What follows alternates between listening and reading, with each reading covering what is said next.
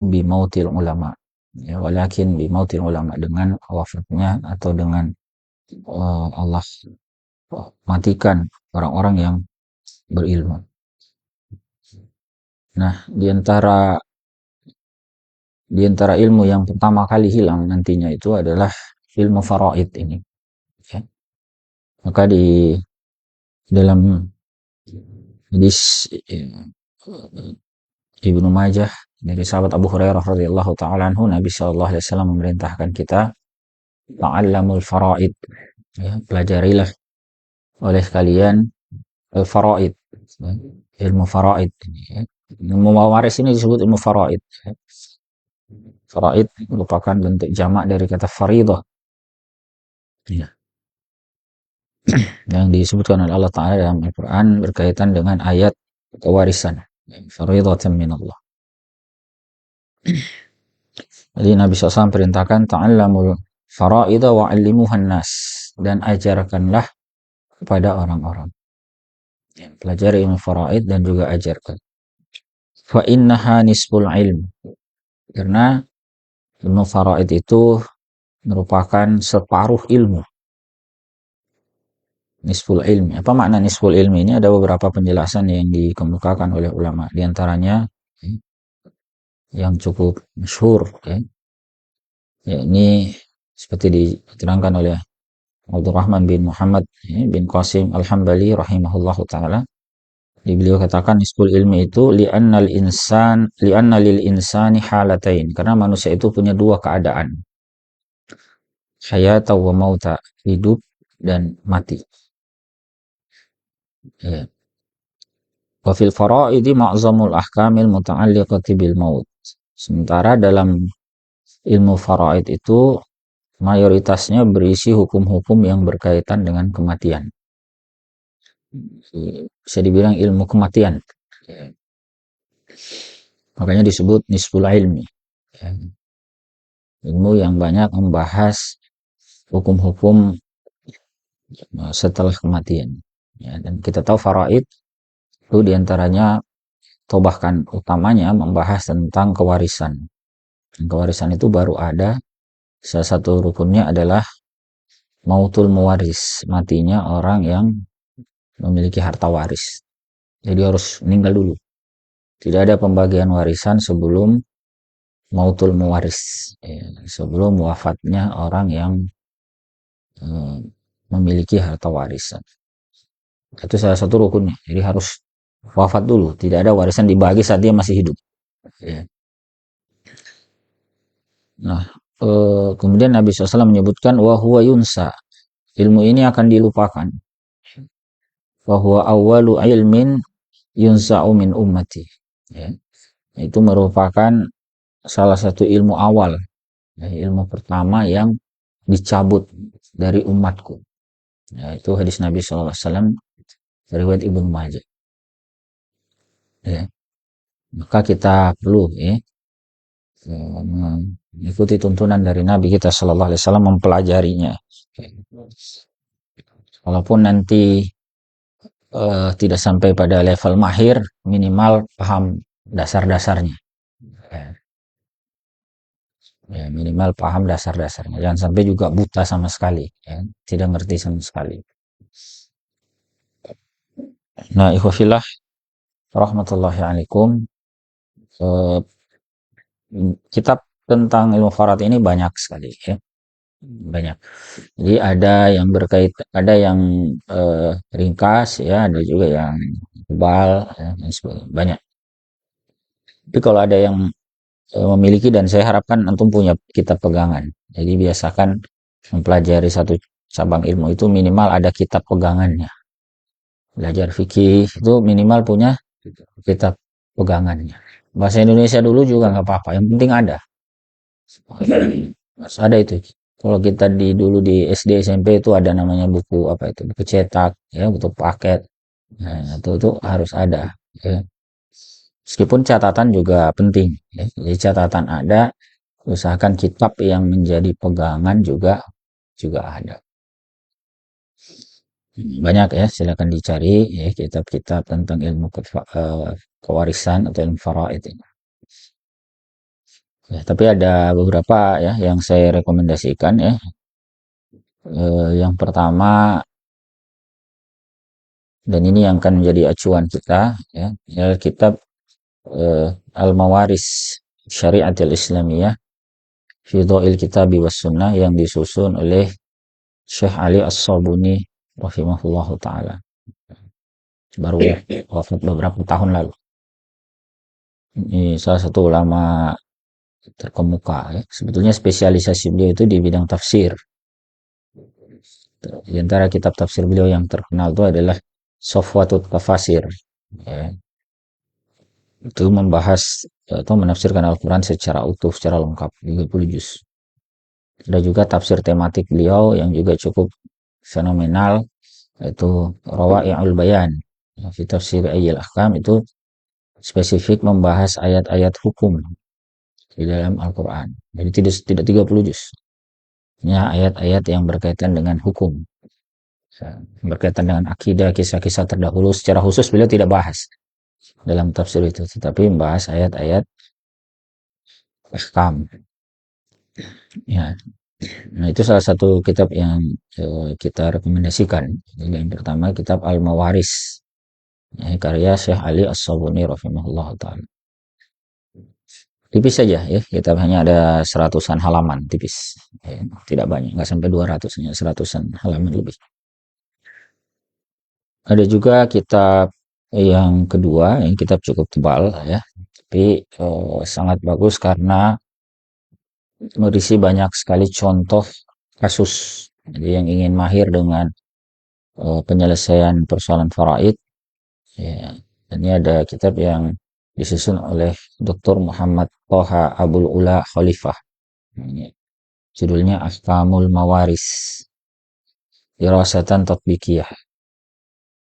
Di dalamnya ada 1400 kasus.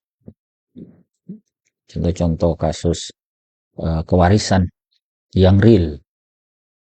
Artinya ya bukan yang di apa yang dibayangkan ya, bukan. Tapi memang kasus-kasus yang beliau contohkan itu beliau usahakan yang memang pernah terjadi.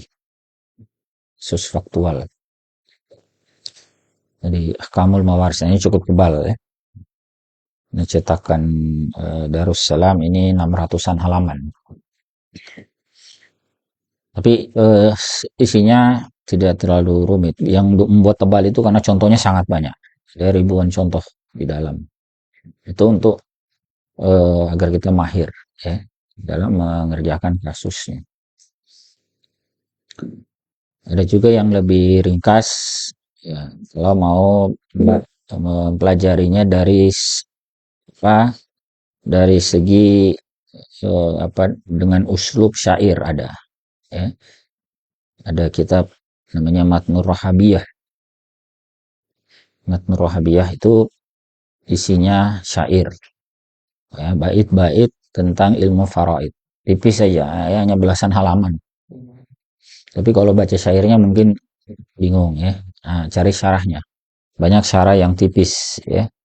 Misalnya di sini syarah yang tipis ini karya Abdurrahman bin Muhammad ya bin Qasim. Ini tipis ya. Hanya ada berapa ini ya? Enggak sampai 100 halaman.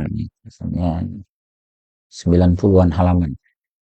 Ya, ini eh, tipis ya memberikan penjelasan ringkas tentang bait matan Arabiyah. Ya. Tapi yang jadi patokan kita mempelajari dasar-dasar ilmu mewaris ini adalah karya As-Sabuni rahimahullah tadi ya, yang saya sebutkan pertama. Cuman memang beliau nanti cukup sering menyebut bait-bait dalam matan Rahbiyah. Makanya syarah matan Rahbiyah juga ya baik untuk dipelajari.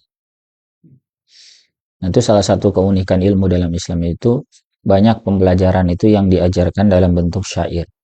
Salah satu tujuannya adalah agar kita mudah menghafal kaidah ilmu dibuat dalam bentuk syair.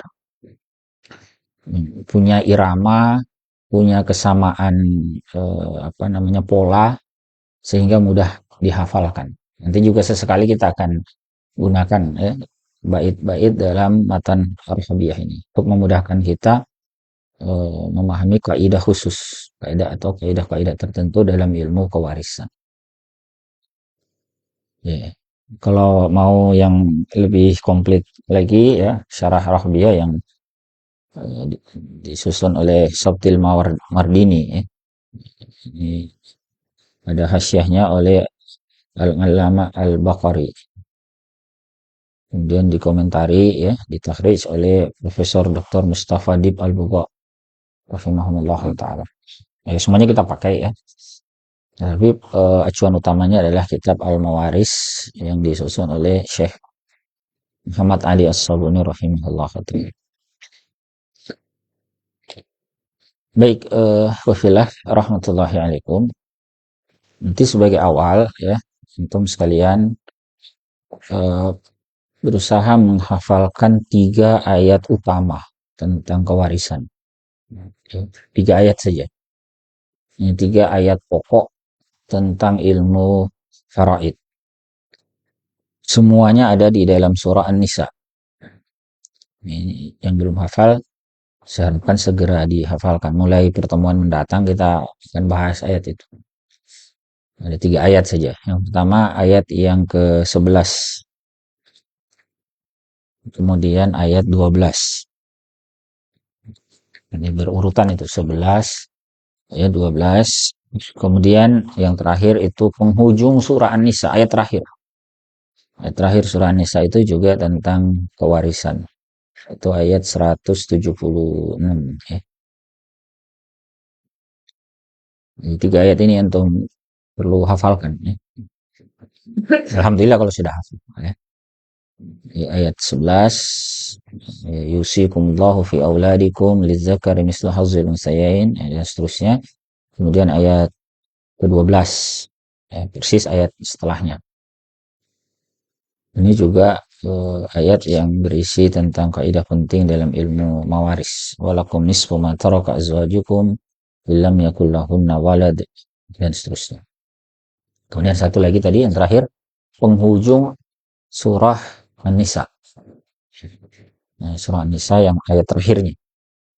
Nah, itu 3. Sebetulnya ayat tentang mawaris itu banyak dalam Al-Quran. Bukan hanya 3. Ya, masih ada lagi ayat-ayat yang lain. Tetapi yang memuat pokok-pokok ilmu kewarisan termasuk pembagian apa namanya beberapa hukum di dalamnya ya, siapa mendapatkan apa berapa itu cukup detail di 3 ayat itu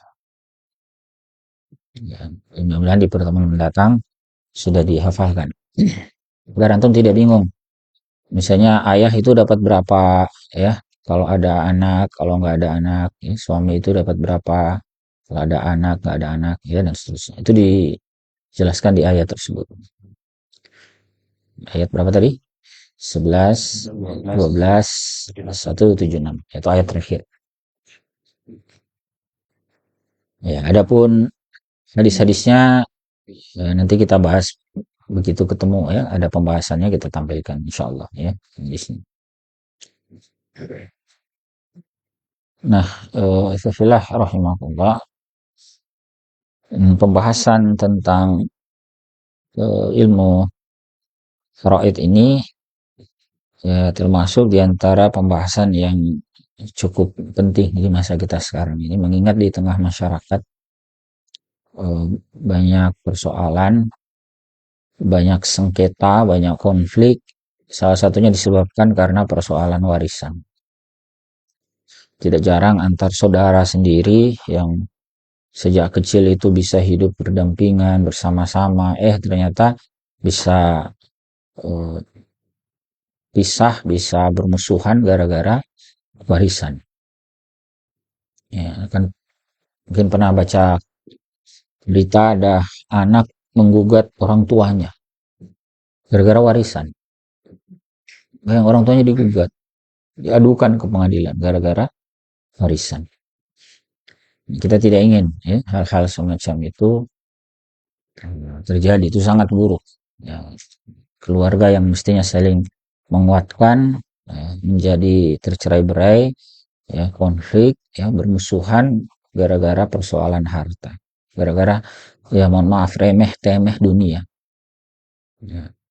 Padahal Islam punya seperangkat aturan ya yang menjamin keadilan harta warisan itu, ya ini dengan faraid ini, ya, dengan ilmu mawaris. Maka penting ya untuk kita pahami. Minimal masing-masing nanti mengamalkannya. Syukur-syukur alhamdulillah kalau bisa diamalkan lebih luas di tengah masyarakat. Ya, minimal kita bertekad mengamalkannya untuk keluarga kita. Ya. Dan sampai kita juga ikut membagi warisan tidak sesuai dengan aturan Islam. Ya. Padahal kita tahu pentingnya kita terikat dengan syariat. Ya. Baik, ikhwafillah rahmatullahi alaikum. Ya, itu eh, beberapa pengantar kita ya, eh, berkaitan dengan ilmu faraid ini. Ya. Untuk teknisnya nanti ke depannya eh, diharapkan antum semua punya buku catatan khusus ya. Termasuk kita karena kita mau gunakan juga untuk latihan. Ya, nanti ada sedikit-sedikit bukan sedikit sebenarnya, ada cukup banyak hitung-hitungannya. Ya, kalau mau mahir ya, kalau hanya mau kenal konsep-konsep dasar ya, ya kita berharap itu bisa mengikuti dengan baik ya. Jadi misalkan ada buku panduan ya, kitab kalau masih kesulitan dengan bahasa Arab cari yang berbahasa Indonesia banyak ya. Kesulitan membeli banyak ya, kitab-kitab cari versi wakafnya, filenya ya. Saya lihat di aplikasi internet juga banyak. Bisa diinstal di HP kitabnya. Bukan yang diinstal itu kitabnya ya atau file apa file kitab yang wakafnya. Jangan diinstal aplikasi cara ngitungnya. Itu nanti kita melewatkan banyak konsep penting. Nah, sekarang itu ada banyak aplikasi untuk ngitung sebenarnya. Kalau mau bego-begoan, tinggal kasih masuk saja yang meninggal siapa, ahli warisnya siapa, udah keluar hasilnya. Ya, tapi kan kita bukan mau yang seperti itu. Kita itu pengen tahu mengapa, bagaimana, bukan bukan sekedar tahu ujungnya. Oh, hasilnya begini, bukan. Ya. Tapi kita mau tahu mengapa. Mengapa si A dapatnya segitu, mengapa si B beda ya. Mengapa di kesempatan lain si A tidak dapat, di sini dia dapat misalnya. Atau di kesempatan lain dapatnya sedikit, kenapa di kesempatan lain dia dapatnya banyak. Nah, itu yang pengen kita tahu, mengapanya. Kemudian juga bagaimana ya, bagaimana mekanisme atau tata cara ya menyelesaikan kalau ada kasus-kasus. Ya minimal kasus yang kita kenal ya. Bila perlu bikin simulasi. Kalau saya meninggal misal, istri saya dapat berapa, anak saya dapat berapa, minimal begitu. Ya, kita simulasikan kasus yang mungkin terjadi di sekitar kita. Sehingga besok-besok tidak bingung. Nah, dan sampai selesai kasus selesai mengurusi kematian, bingung mengurusi harta warisan. Daripada bingung dibagi rata saja. Nah, keliru jadinya ya.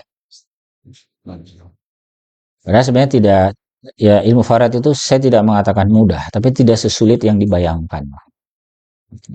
Bahkan ada aspek yang sebetulnya cukup mudah. Ya, yang sulitnya juga ada.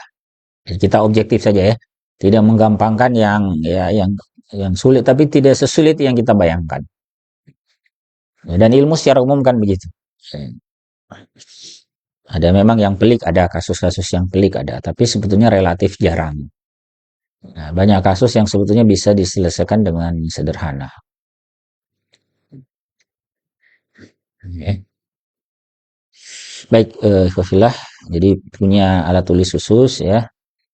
Ya, kemudian nanti yang lupa cara menghitung pecahan, belajar lagi cara menghitung pecahan ya. Belajar lagi ya. Nanti kita pakai itu. Misalnya 1/2 tambah 1/3. Nah, gitu ya. Belajar lagi. Aljabar. Aljabar ya. Karena itu sebetulnya warisan kita kaum muslimin. Ilmu-ilmu pecahan itu sumbangsi ulama kaum muslimin itu cukup besar. Jadi jangan dikira itu ilmu ilmu barat, bukan. Itu ilmu dunia yang bahkan menjadi kebutuhan kita dan cukup banyak ulama kaum muslimin yang berperan di situ. Nah, istilah al-jabar itu kan istilah Islam. Ada kitab yang disusun oleh Al-Khawarizmi ya, namanya Al-Jabr wal Muqabalah. Itu banyak memuat pembahasan tentang cara menghitung ya, aljabar itu, menghitung variabel ya, menghitung pecahan ya, dan seterusnya. Nah, itu insya Allah ilmunya cukup berguna. Ya, cukup banyak nanti kita akan pakai ya. Baik, ada yang mau disampaikan mungkin sampai di sini? Di malam ini kita pengantar ya, belum masuk ke teori yang apa namanya, yang detail ya, tapi masih pengantar secara umum. Minimal malam ini eh, punya gambaran tentang ilmu ini. Ya. Dan yang kedua, ada beberapa ayat tadi yang menjadi dalil pokok ilmu faraid itu dihafalkan dengan baik. Ini semuanya dalam surah An-Nisa. Ya. Itu untuk detail pembahasan insya Allah kita melihat pekan depan. Ya.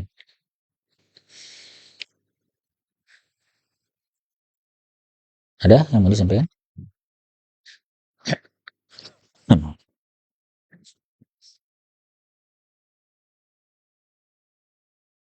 Tapi kalau ada ikhwas yang lain yang mau ikut silakan. Ini mumpung masih belum mulai materinya ya. Saya sebenarnya berharap ada 20-30-an orang ya. Ini kan masih belasan ini ya. Mudah-mudahan di pertemuan datang masih bisa nambah 20-30-an. Tapi dikasih tahu tugasnya ya. Tugasnya menghafalkan 3 ayat. 3 ayat saja dalam surah Nisa. Bisa mulai dihafalkan mulai malam ini atau besok. Yang belum hafal, yang sudah hafal alhamdulillah. Kalau sudah hafal. Lebih bagus lagi kalau hafal surah An-Nisa. Itu luar biasa. Ya. Surah An-Nisa itu berisi banyak hukum-hukum seputar keluarga. Ya.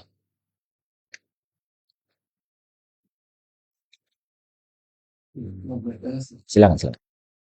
Kalau membagi waris itu bagusnya setelah beberapa atau setelah nikah tabungan. Sesegera mungkin. Harta warisan itu dibagi sesegera mungkin. Yang penting sudah terpenuhi tentuannya. Karena kan ada beberapa perkara yang harus tuntas sebelum warisan dibagi itu ya. Nomor satu itu kan utang. Kita bahas detail lagi di pertemuan datang. Pertama itu ifa'u diyunal mayyit. Selesaikan dulu utangnya orang yang meninggal. Ya. Kemudian apa? Tanfizul wasaya fil hadil masyru'. Ya, mengalokasikan dana untuk wasiat. Nah, kalau ada wasiat ya pada dalam batasan syar'i. Oh ya, ada satu tadi yang belum tajhizul mayit, mu'nu tajhizul mayit. Keluarkan dulu biaya penyelenggaraan jenazah. Nah, itu nomor satu ya. Baru setelah itu utang, kemudian yang terakhir wasiat. Di 3 perkara ini diselesaikan dulu. Nah, begitu selesai 3 perkara ini segera dibagi. Nah, bisa saja hari itu, bisa saja besok, lusa tergantung. Tapi diusahakan segera karena gini, ini kan berkaitan dengan harta yang merupakan hak orang, hak ahli waris. Yang namanya hak itu kan sebaiknya segera ditunaikan. Jangan ditahan lama-lama hak ahli waris itu. Kalau nggak dibagi-bagi itu kan haknya orang. Sama dengan hukum menahan hak orang lain. Ya, paham ya? Prinsipnya hak orang lain itu nggak boleh kita tahan, kecuali memang ada uzur syar'i. Selama tidak ada uzur ya apa alasan kita nahan? Segera bagikan. Begitu ya. Jadi jangan ditunggu berbulan-bulan kelamaan. Ya. Yang penting 3 tadi itu udah selesai. Kalau yang pertama tadi tajhizul mayyit itu ngurusi jenazah itu kan 1-2 hari biasanya udah kelar kan. 3 hari itu udah mentok. Terus kemudian yang kedua ifa'u diyunal mayyit itu lunasi utang. Ya, utang ini ya relatif. Bisa cepat bisa lama kan, tergantung. Diusahakan sesegera mungkin. Makanya biasanya saya lihat tuh tradisi kita di masyarakat kalau ada yang meninggal itu kan diumumkan. Kalau ada utang apa dengan orang lain silahkan datang ke ahli waris. Itu tujuannya biar segera selesai. Dan kemudian yang terakhir kalau ada wasiat. Kalau ada ya, tidak harus ada. Wasiat ini kan tidak harus ada. Bisa ada, bisa enggak. Seandainya ada orang yang meninggal tadi sudah mewasiatkan hartanya atau dibagi, ya maka harus dipenuhi sepanjang dalam batasan syar'i. Nanti ada ketentuannya tentang wasiat. Ya. Saja batasan syar'i untuk wasiat. Tapi prinsipnya kalau ada wasiat, tunaikan sebelum harta warisan dibagi. Jadi harta warisan itu dikurangi dulu ini, biaya-biaya tiga ini. Nah, begitu tuntas, pengurusan jenazah hari itu selesai misalnya, utangnya nggak ada, wasiat nggak ada, ya udah, tunggu apa lagi? Segera dibagikan. Biasanya dari tiga ini yang agak lama itu utang. Kalau utangnya banyak, atau misalnya utangnya nggak tahu ini ke siapa bayarnya, segala macam. Ya. Misalnya pencatatan yang tidak rapi dan seterusnya. Kayaknya ini juga menjadi pelajaran bagi kita kalau ada utang piutang itu catat. Catat ya. Saya berutang kepada si A, kepada si B, kepada si C, catat. Gitu ya. Nah, kemudian simpan baik-baik catatan. Bila perlu sampaikan ke keluarga terdekat, ahli waris, istri, anak. Itu. Besok-besok kita meninggal jangan sampai mereka tidak tahu kalau kita punya utang. Padahal sebenarnya ada uang untuk melunasi. Cuma karena nggak tahu akhirnya tidak dibayar. Kan bisa menghambat pahala amal kita. Jadi jangan sampai bukan karena nggak bisa bayar, tapi karena nggak tahu bahwa utang itu ada. Ya istri atau anak kita mau bayar, tapi kan dia nggak tahu ke siapa ini utangnya.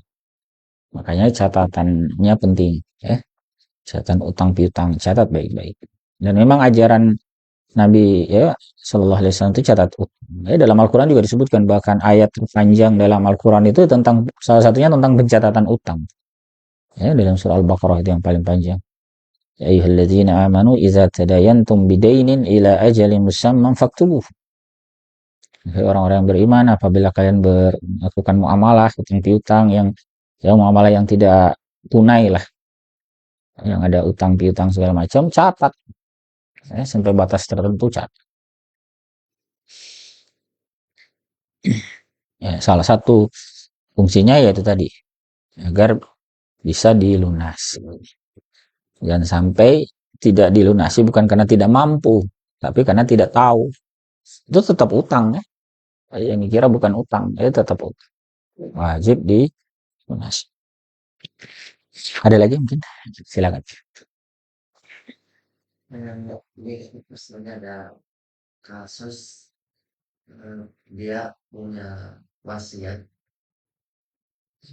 ketika meninggal nanti ada sebidang tanah yang akan diwakafkan di masjid misalnya. Eh, tapi apakah itu nanti apa ya? Kalau diwakafkan ke suatu misalnya bagi untuk pars itu bagaimana? Artinya mungkin ada yang sebagian ya ada yang tidak tidak misalnya ya. Karena semakin hidup kan pesannya begitu gitu. Ya, nanti gini, nanti kita akan bahas detail ya tentang wasiat persisnya seperti apa. Tapi karena sudah ditanyakan, saya singgung sedikit. Wasiat itu kan ada batasan syar'inya. Di antaranya dia tidak melebihi sepertiga harta warisan. Ini didasarkan pada hadis Nabi SAW yang menyebutkan tentang wasiat itu. Al-sulsu was-sulsu kasir. Sepertiga saja. Suls. Ya. Was-sulsu kasir. Sepertiga saja itu, sepertiga pun itu sudah banyak. Jadi batasan syar'i wasiat itu maksimal sepertiga harta waris. Dan kalau dalam batasan ini, maka tidak ada urusan ahli waris setuju apa enggak. Enggak ada urusan. Harus dibagi. Ya. Keberatan ahli waris tidak dianggap sepanjang wasiatnya syar'i. Salah satunya tadi tidak melebihi sepertiga hari. Kecuali kalau dia melewati sepertiga, setengah misalnya. Nah, berarti dalam riwayat Al-Bukhari itu disebutkan kecuali diizinkan oleh ahli waris. Jadi melebihi sepertiga warisan itu nggak boleh hukum asalnya. Kecuali ahli warisnya setuju. Nanti kita akan bahas ya. Prinsipnya begitu. Jadi kalau dia sudah wasiatkan ini, kalau saya meninggal wasiat saya ini untuk apa misalnya ya, bangunan apa untuk yayasan apa gitu. Ya maka harus dilihat. Oh ini nggak sampai sepertiga. Iya sudah nggak ada urusan ahli warisnya setuju apa enggak. Misalnya hanya seperempat harta ya nggak apa-apa. Hartanya 1 M misalnya itu yang dibagi yang nilai yang mau dia wasiatkan hanya sekitar seperempat 250 juta saja. Ya maka nggak ada urusan ahli waris setuju apa enggak. Ya, kecuali kalau sudah melewati sepertiga, ya, baru kita bicara keridhaan ahli waris. Tapi selama tidak melewati batas sepertiga, ahli waris nggak ada urusan ridho apa enggak. Mereka harus setuju, ya gitu ya. Itu sederhananya. Cuman saran saya kalau ada yang mau berwasiat dalam bentuk seperti itu, mau apa ya tadi ada lahan dia wasiatkan untuk apa bangun masjid atau bangun pondok ya. Ya, kalau saran saya nggak usah tunggu meninggal, ngapain ya nunggu diwasiatkan. Lebih baik wakafkan ketika masih hidup. Ya, kenapa? Pertama, amal soleh itu jangan ditunda. Kalau memang mau wakaf ya wakaf saja, nggak usah tunggu meninggal. Wakaf saja sekarang. Oh, betul itu. Nah, dan kalau wakaf itu tidak ada masalah dengan seperdua sepertiga itu, ya. Dia mewakafkan lebih dari sepertiga pun nggak terlarang. Paham ya?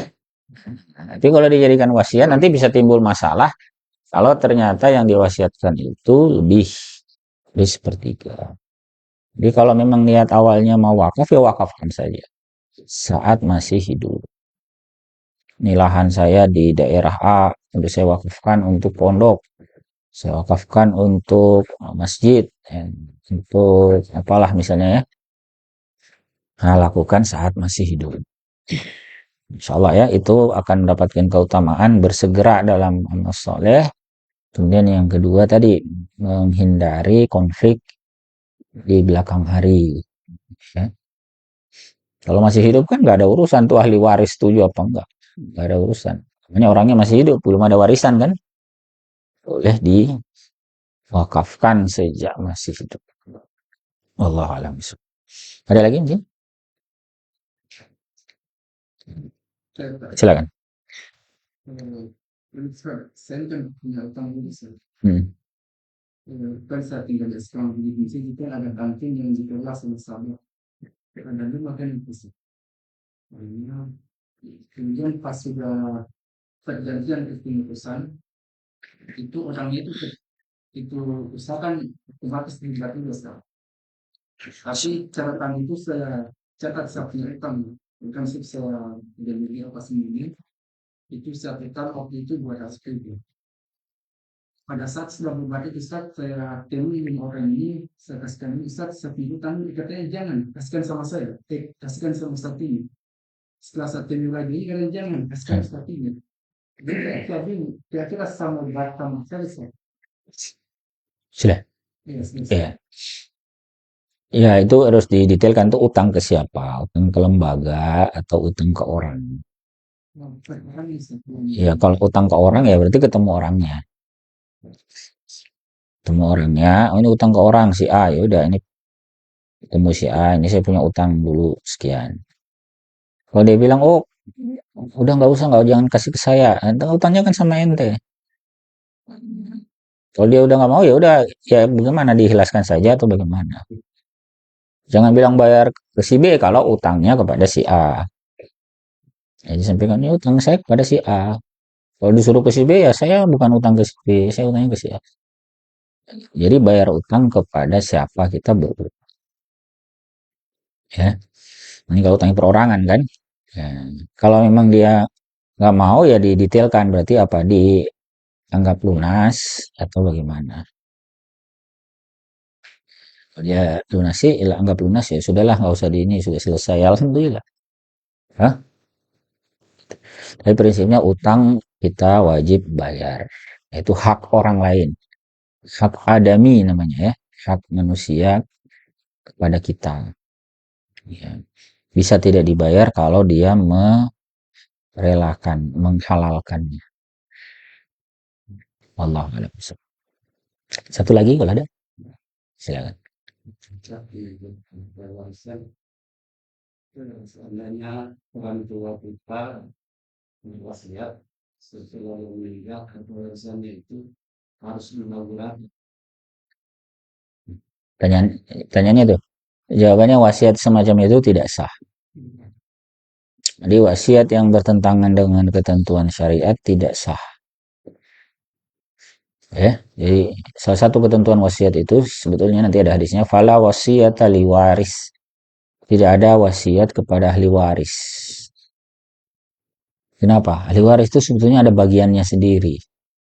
Sudah ada itu ketentuannya si A nanti dapat berapa gitu. Karena itu tidak ada wasiat kepada ahli waris. Wasiat itu kepada siapa? Kepada selain ahli waris.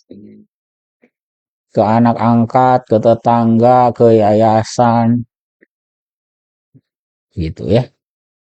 Karena ahli waris itu sudah punya jatahnya sendiri-sendiri. Nggak perlu diwasiatkan, dia sudah ada porsinya yang adil. Syariat sudah kasih ketentuan. Dan itu ketentuan yang adil. Nggak perlu khawatir anak kita, nggak usah kita yang repot. Anak kita nanti dapat ini, nggak usah. Itu sudah ada syariat yang atur. Nah, justru keinginan kita membaginya semacam itu dikhawatirkan, ya, mengesankan kita itu tidak mau dibagi sesuai syariat. Bagi saja sesuai syariat, selesai. Nggak usah kita repot-repot membaginya sendiri, ya. Meskipun ada sebagian ulama yang memberi celah sepanjang ahli waris setuju misalnya boleh saja dibagi rata dan seterusnya. Tapi al-aslnya tidak begitu. Sudah ada pembagian syariat itu. Ya, jadi tidak usah repot-repot termasuk mau membagi rata itu, ya. Jangan sampai keinginan membagi rata itu muncul dari keraguan kita akan keadilan syariat. Ya nggak usah ragu, syariat itu adil. Ya. Mau anak kita dapat banyak apa sedikit itu adil sudah. Kenapa sih orang tua mau bagi sendiri itu? Kenapa? Jadi kalau saya meninggal anak saya dapat ini, cucu saya dapat itu, yang laki-laki dapat ini, usah ribet-ribet. Ya, nggak usah. Percaya saja, pembagian syariat itu adil. Yang penting keluarga, anak-anak itu dibekali pesan penting. Nanti bagi warisannya sesuai syariat. Jangan berkelahi, saya mau di sini, saya mau jangan. Bagi sesuai syariat. Kalau nggak tahu caranya ya cari orang yang tahu. Ya, masih banyak ulama yang hidup sekarang ini yang tahu cara membagi. Dan harus punya iktikat di awal bahwa hukum syariat itu pasti adil. Nah, ya. Nggak usah kita yang bingung, yang rese itu. Kenapa sih anak perempuan saya setengahnya anak laki-laki dapatnya? Nggak usah rese begitu. Kita harus punya iktikat bahwa pembagian syariat itu adil. Itu dulu nomor satu.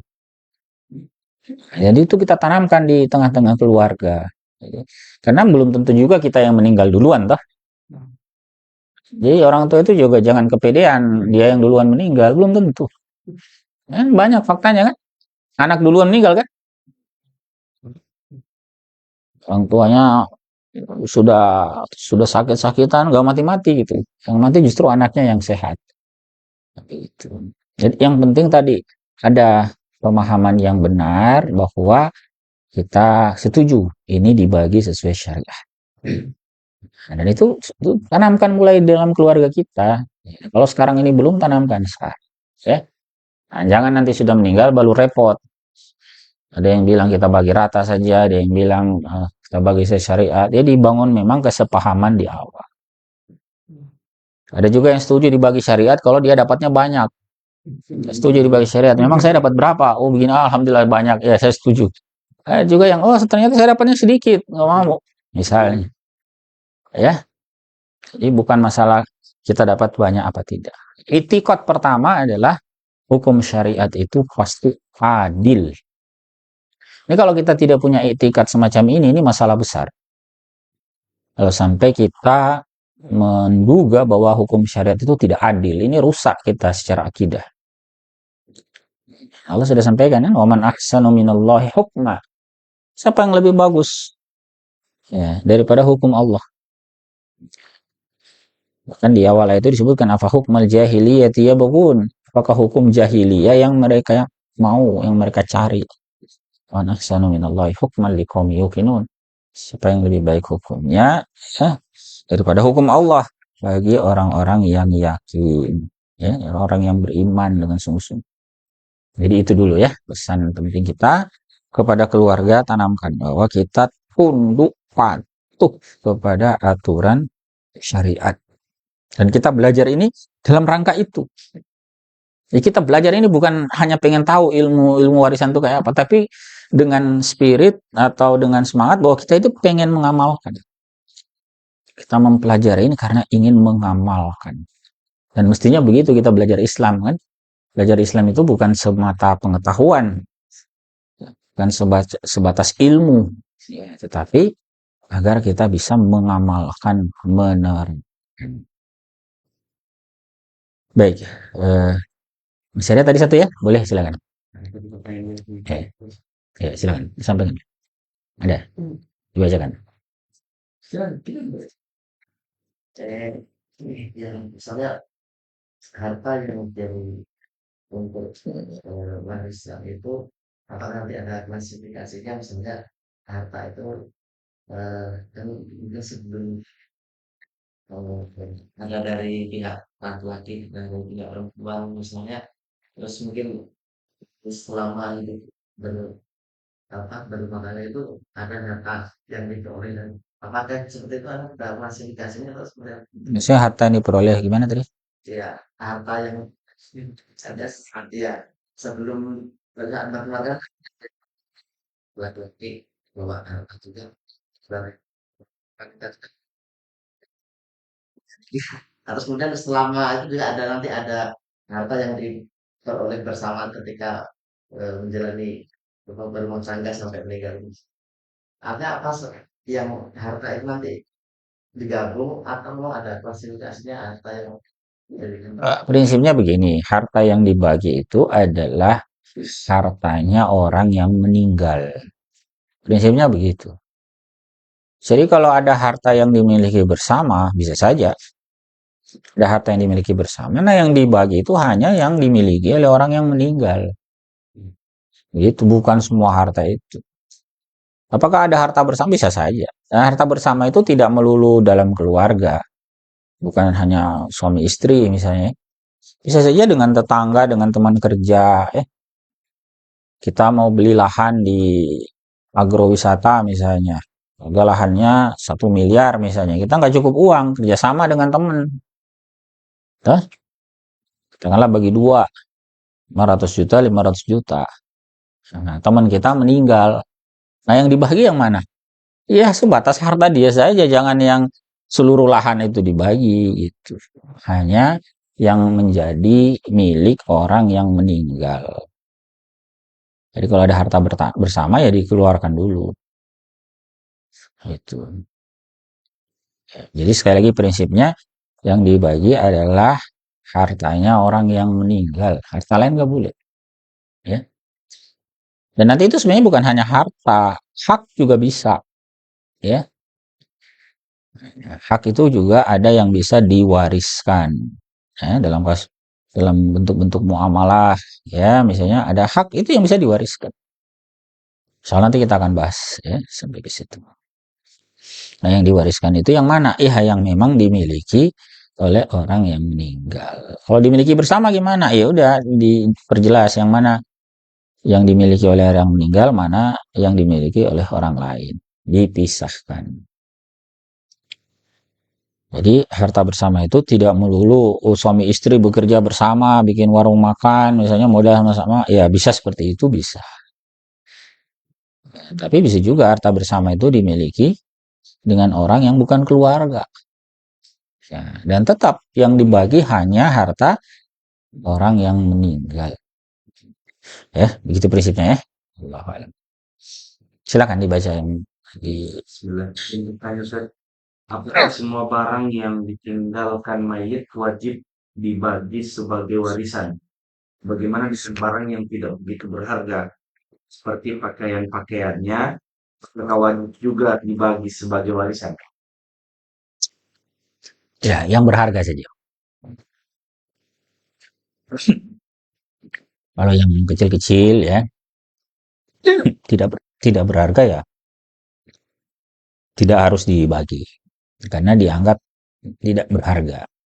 Itu kalau tidak berharga ya. Apakah baju ya tergantung. Kalau bajunya memang relatif tidak berharga, mungkin iya. Tapi ada juga kan baju yang mahal, ya. Baju yang mahal. Gitu. Jadi nanti tinggal lihat mana yang layak disebut sebagai harta. Ya. HP-nya orang yang meninggal itu rasanya masih berharga. Ya toh? Jadi jangan bilang oh HP-nya ini otomatis ke istrinya atau ke anaknya, ya belum tentu. Ya. Kalau berharga, kecuali kalau dianggap sudahlah itu tidak berharga. Ya, soal nanti detailnya lah tentang gini. Kalau ada kasus nanti insya Allah ya ada waktunya. Jadi mestinya kita membahasnya itu di aspek pengantarnya ya. Hukum-hukum umum. Ya. Ini ada beberapa yang saya tanggapi sekilas saja. Dan nanti ada pembahasan khususnya. Nanti insya Allah ya ini sebagai gambaran di pertemuan mendatang kita akan bahas tentang 3 ayat tadi ya sebagai ayat utama. Makanya itu saya sampaikan tadi perlu dihafal ya 3 ayat itu ya semuanya dalam surah An-Nisa ya. Di situ itu banyak hukum sebetulnya di situ ya. Mudah-mudahan cukup dalam satu pertemuan ya. Ya, di situ ada hukum tentang pembagian ya hak ahli waris ya. Bahkan ada sebab-sebab kewarisan di situ ada ya. Jadi ada hukum-hukum tentang gimana anak laki-laki ya, anak perempuan, hukum orang orang tua itu ya, bapak ibu dapat berapa. Itu ada di ayat itu ya. Eh, tentang wasiat ya yang didahulukan ya, ataukah utang yang didahulukan ya. Kemudian tentang bagian suami, bagian istri, ya. Kalau ada anak, kalau nggak ada anak, misalnya ya. Kemudian saudara-saudari, ya. Itu insya Allah kita akan bahas di pertemuan mendatang. Ya. Mudah-mudahan waktunya cukup nanti ya. Allahu a'lam bishawab. Kita sampai di sini dulu ya. Bahasan kita malam hari ini sebagai pengantar. Sekali lagi beberapa poin tadi penting ya untuk direnungkan tuh. Pertama bahwa ilmu faraid ini ya sesuai namanya faraid jamak dari faridah. Ini bukan perkara yang mubah-mubah saja yang boleh diamalkan boleh tidak ya. Sebagai muslim yang menyatakan keterikatan kita kepada hukum syara, ilmu faraid ini wajib untuk kita ikuti tuntunan-tuntunan. Nah, tanamkan ke dalam diri kita, ke dalam keluarga kita untuk ikut tuntunan ini. Harus punya i'tiqad bahwa hukum syariat termasuk diantaranya tentang kewarisan itu adalah hukum Allah yang pasti adil.